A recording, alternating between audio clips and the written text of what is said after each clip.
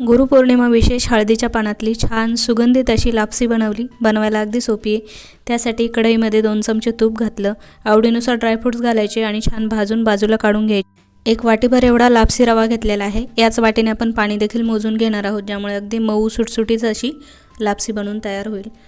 1 वाटीभर लापसी रवा भाजून घेतल्यानंतर त्या कढईमध्ये आपण 3 वाट्या एवढं त्याच वाटीने पाणी घालायचं आहे आणि शिजायला बाजूला ठेवून द्यायचं आहे। आता इथे 1 वाटीभर एवढा गूळ घेतलेला आहे। गुळाचं प्रमाण कमी अधिक करू शकता। 1 वाटी त्यामध्ये पाणी टाकून फक्त गूळ वितळवून घ्यायचा आहे।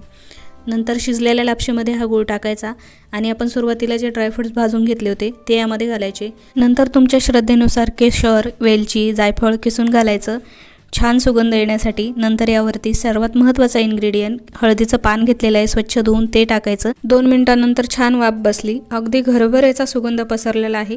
एक वेळ या पद्धतीने नक्की ट्राय करून बघा आणि कमेंटमध्ये नक्की कळवा तुम्ही याआधी हळदीच्या पानातली लापसी खाल्लेली आहे का? नसेल खाल्ली तरी ही रेसिपी नक्की ट्राय करा। लापसीसाठी लागणाऱ्या साहित्याचं प्रमाण हे कॅप्शनमध्ये देते किंवा कमेंट बॉक्समध्ये जाऊन नक्की चेक करा।